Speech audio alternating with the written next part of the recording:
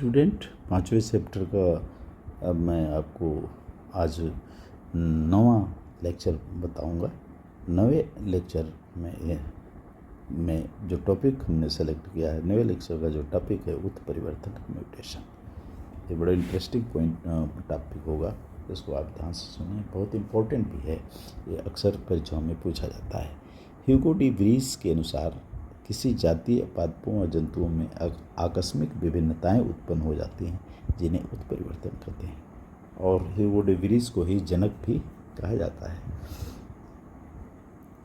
ये किसमें इन्होंने देखा? ह्यूगो डी व्रीज 1901 में प्रिमरोज के पौधे में एक नई प्रकार की प्रिमरोज उगा हुआ पाया, और इसके बाद उन्होंने इस पर काम किया। इसकी परिभाषा अब आप देखिए, किसी जीव के आनुवांशिक लक्षणों या आनुवांशिक पदार्थ में आकस्मिक या वंशागति होने वाले परिवर्तन को उत्परिवर्तन कहते हैं। ठीक है, आनुवांशिक लक्षणों या आनुवांशिक पदार्थ में आकस्मिक वंशागत होने वाले परिवर्तन, ऐसा परिवर्तन जो वंशागत हो सकता है, ऐसा परिवर्तन जो है जो बच्चों और माता पिता से ये जो है इस सिस्टर में आ सकता है, सन में आ सकता है, ऐसा परिवर्तन होता है।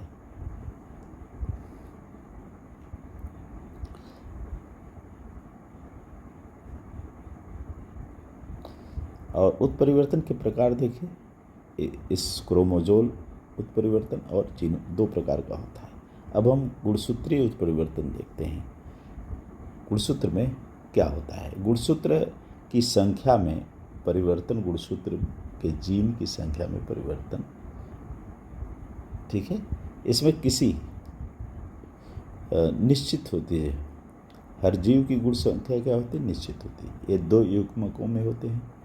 अब जैसे गुणसूत्र एक है और ये हमेशा इस युग्मकों में होते हैं, और इसको डिप्लॉयड स्टेज कहते हैं। द्विगुणित होती है।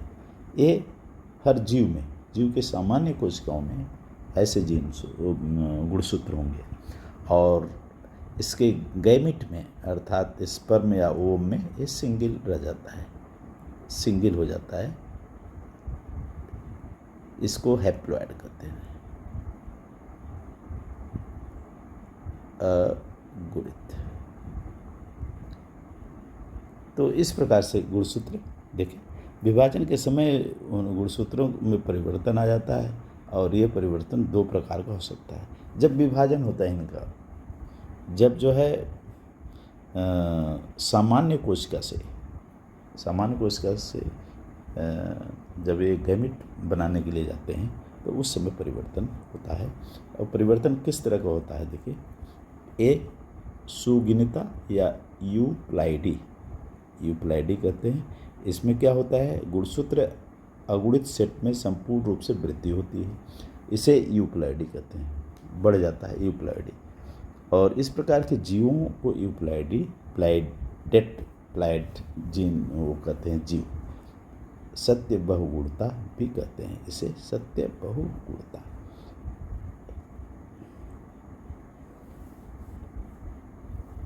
जैसे इसका देखिए, अगर गुणसूत्रों की संख्या 3 गुणी हो तो ये ट्राइप्लाइड, 4 हो तो ये पदबंध प्लाइड, 5 हो तो 5 गुना हो तो पेंटाप्लाइड, 6 गुना हो तो विषमप्लाइड कहते हैं, और यदि ज़्यादा होगा पॉलीप्लाइड कहते हैं। क्या कहते हैं? विषमप्लाइड, और पॉलीप्लाइड हो गया 6 पर विषमप्लाइड, और ज़्यादा होंगे 6 से ये पॉलीप्लाइड। समगुणिता एन्यू, दूसरा है एन्यूप्लाइड। सुगुणिता, जिसको असुगुणिता, इसमें गुणसूत्रों की संख्या 1 या 2 अधिक या कम हो जाते हैं, इसे सुगुणिता कहते हैं। इसमें होता क्या है? जब क्रोमोसोम की हानि होती है तो इसे मोनोसोमी कहते हैं। इसमें हानि हो रही है, ये हमेशा 2n गुणसूत्र होते हैं किसी जीव में डिप्लॉयड कंडीशन में, चाहे 22 हो, चाहे 23 जोड़े हो, चाहे 22 जोड़े हो, ये सब जोड़े में होते हैं और उसमें से एक घट गया तो ये जो है मोनोसोमी कहलाता है। और 2 घटते हैं तो ये कंडसोमी होगा। जब गुणसूत्रों की संख्या 1-2 गुणसूत्र संख्या में वृद्धि होती है तब हाइपरप्लाइडी कहते हैं, हाइपरप्लाइडी। तो यहाँ पर देखिए 2 1 + 2 हो जाएगा या 2 1 + 1 अर्थात डिप्लॉयड पर एक जुड़ जाएगा, ट्राइसोमी कहेंगे। और यदि 2 + 2 होगा तो कुछ सोमी कहते हैं। अब कैसे परिवर्तन होता है यहाँ पर देखिए, सपोज दैट कि एक हमने गुणसूत्र लिया ABCDEF एक गुणसूत्र है और इस पर जीन लगे हुए हैं, जीन्स है। क्या है? जीन्स, ये जीन्स लगे हुए हैं, जीन्स है। अब ये परिवर्तन कैसे होता है? पहला तो इन्वर्सन, एक दूसरा परिवर्तन हो गया। जैसे देखिए ABCDEF, ABC यहाँ पर क्या था? E, यहाँ पर C, D C की जगह E और F। या डुप्लीकेशन, दूसरा प्रोसेस है इन्वर्सन होता है, इधर से उधर जुड़ जाता है। और तीसरा है जो है डुप्लीकेशन हो जाता है। अब डुप्लीकेट माने एक बढ़ गया। यहाँ देखिए ABCDD, ये देखिए। तो इस प्रकार से जो है EE हो जाता है। दूसरा डिलीशन, हट जाता है। यहाँ पर ABDEF, C हट गया। यहाँ पर इन्वर्जन घुस जाता है, ABCDEL कोई आके दूसरा घुस गया, EF। और ट्रांसलोकेशन, इनका स्थान परिवर्तन हो जाता है। देखिए यहाँ पर देखिए, यहाँ पर देखिए। तो इस प्रकार से बच्चों क्रोमोसोमल इसको विपतन कहते हैं। इन कारणों से, इन उपायों के कारण असामान्य बन जाते हैं गुणसूत्र। और ये क्रिया होती है अर्धसूत्री विभाजन, कभी कभी गुणसूत्र की संरचना में परिवर्तन। अर्धसूत्री विभाजन के समय इधर से उधर जब क्रोमेटिड्स और गुणसूत्र होते हैं तो उसमें परिवर्तन हो जाता है। अब अगला है डिसफिएसी, इस गुणसूत्र किनारे वाले खंड का अभाव हो जाता है। डिसफिशियंसी और विलोपन या डिलीटन कहते हैं, जो आपने चित्र में देख लिया, जिससे हटता है। डुप्लीकेशन, बढ़ जाना। और प्रतिलोपन या इन्वर्जन, एक दूसरे इधर उधर एक ही क्रोमेटिड्स में, जैसे एक क्रोमेटिड्स हुआ और यहाँ पर लगे हुए हैं ABCD, ये जो है यहाँ आ गया और ये जो है यहाँ आ गया, ये परिवर्तन हो गया। और ये कब होता है? अर्धसूत्री विभाजन प्रोसेस में। और अगला है ट्रांसलोकेशन, एक स्थान से दूसरे स्थान पर जाना। ये उसी चीज़ को देखिए यहाँ भी दिखाया गया है, संख्यात्मक, वहाँ ए भी था, यहाँ पे इस चित्र में इससे भी समझ सकते हैं।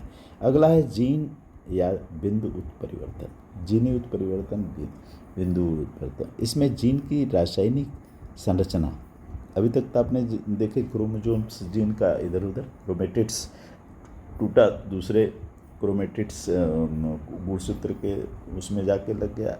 ये अब है इनके जीनी संरचना में परिवर्तन को बिंदु परिवर्तन कहते हैं। और ये रासायनिक परिवर्तन कारण होता है जीनी उत्परिवर्तन, रासायनिक, जीन में रासायनिक परिवर्तन। जीन और अथवा इसको दूसरे शब्दों में भी जान सकते हैं, जीन्स एक रासायनिक संगठन होने वाले परिवर्तन को जीन उत्परिवर्तन कहते हैं या कहलाता है। अब इसका देखिए, इसकी खोज कौन किया था? 1910 में ड्रोसोफिला मक्खी के नेत्र में किया गया था, मॉर्गन साहब ने किया था। अब इसमें कौन कौन सा किस्में कैसे होता है इसको आप सुन। प्रतिस्थापन उत्परिवर्तन, सब्स्टिट्यूट म्यूटेशन। इस उत्परिवर्तन में डीएनए अणु में स्थित एक नाइट्रोजनी क्षार दूसरे नाइट्रोजनी क्षार के विस्थापन से हो जाता है। जैसे मानव में हास्याकार रक्त अल्पता, सिकल सेल एनीमिया रोग होता है, इसके कारण होता है। दूसरा है फ्रेम शिफ्ट। इसमें डीएनए अणुओं में न्यूक्लियोटाइड्स की कमी हो जाती है। इसमें बेस परिवर्तन होता है। प्रतिस्थापन उत्परिवर्तन, फ्रेम शिफ्ट उत्परिवर्तन में न्यूक्लियोटाइड ही शिफ्ट कर जाता है। और तालमेल प्रति म्यूटेशन, क्षार युग्म का प्रतिस्थापन हो जाता है। ये अब इसको देखिए, इसको सब्स्टिट्यूट इसको कहा गया। यहाँ पर देखिए दिखाया गया है ग्राफिक द्वारा, चित्र द्वारा, इसको समझिए। यहाँ पर स्टार्टिंग सीक्वेंस, ये सीक्वेंस स्टार्टिंग जो जीन्स के रूप में काम कर रहा है, डीएनए का पोर्शन, ये डीएनए, तो ये जो है स्टार्टिंग है। और कैसे इसमें चेंजिंग होती है, यहाँ पर देखिए एडेनिन ऊपर हो गया और थाइमिन नीचे हो गया। यहाँ पर था पहले क्या, गुआनिन और साइटोसिन था बेस। और यहाँ पर देखिए फिर इन्वर्जन होता है, ट्रांसवर्सन होता है। यहाँ पर सी आ गया और ऊपर और जी नीचे, यहाँ से, और इसमें देखिए टी। और तो इस तरह का जब सब्स्टिट्यूशन होता है, ऊपर नीचे होते हैं, तो इससे उत्परिवर्तन हो जाता है। प्रतिस्थापन उत्परिवर्तन शो कर रहा है, एक स्थान से दूसरे स्थान पर चले जाना, बेसिस, ठीक है, ये बेसों में हो रहा है। अगला इन्वर्जन, फ्रेम शिफ्ट। अभी तक आपने क्या देखा, ये क्या है, ये है प्रतिस्थापन उत्परिवर्तन आपने देखा जीन उत्परिवर्तन में। दूसरा है फ्रेम शिफ्ट। फ्रेम शिफ्ट इसमें न्यूक्लियोटाइड श्रृंखला में जो है न्यूक्लियोटाइड श्रृंखला में ही डिलीशन होता है, इन्वर्जन होता है श्रृंखला में। अब इसका देखिए चित्र यहाँ पर, फ्रेम शिफ्ट में होता है क्या, अब देखिए ये है ए जी सी डी सब, ए है और स्टॉपर है सामान। इस जीन से ये बनता है, इस जीन से ये बनता है। ये क्या है, अमीनो एसिड्स है, ये अमीनो एसिड्स हैं, अमीनो एसिड्स बनाने वाले जीन्स। मैंने this gene is responsible for prolinin, tyrosine, ये इस तरह से है। अब यहाँ पर देखिए क्या होता है, फ्रेम शिफ्ट हो गया, यहाँ पर देखिए चेंज हो गया। और तीसरा रीडिंग देखिए, इस तरह से रीड करने लगता है जीन्स, और चूँकि ये संदेश देता है अमीनो एसिड बनाने के लिए, तो इससे अनुक्रम चेंज हो जाता है और लक्षण बदल जाता है उसमें।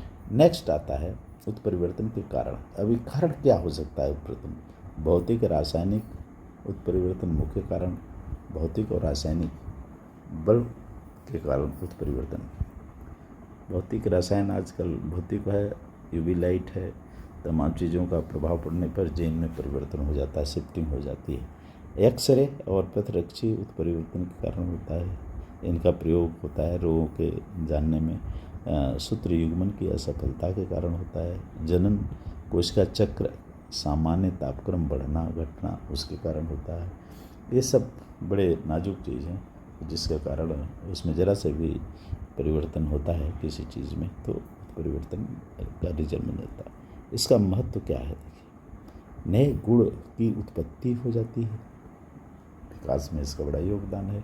जनन कोशिकाओं में उत्परिवर्तन वंशागत होते हैं, जनन कोशिका उत्परिवर्तन ही वंशागत होते हैं। जनन कोशिका यक्स ओम और XY स्पर्म में उत्परिवर्तन ये अस्थायी होते हैं और वंशागत इनका होता है माता पिता से बच्चे में, बच्चे से फिर उनके बच्चे में। इस तरह से अंगों की उत्पत्ति को उत्परिवर्तन के आधार पर समझाया जा सकता है। उत्परिवर्तन क्यों होता है, किसके कारण होता है, उसको म्यूटाजन कहते हैं। एक उत्परिवर्तन किसी भी भौतिक रासायनिक पर परिभाषित किया जा सकता है। ये जीव विषय सामग्री को बदल सकता है। जीव के विषय सामग्री को, विषमता सामग्री को बदल सकता है उत्परिवर्तन। इसमें म्यूटाजन की खोज कौन किया, देखिए डीएनए की खोज 2000 साल पहले म्यूटाजन का पहला उदाहरण कार्सिनोजेनिक पदार्थ से पता चला है। रेडियोधर्मिता और कार्सिनोजेंस का ज्ञान नहीं था और इसके पूरे इतिहास से स्पष्टता दर्ज की जा सकती है।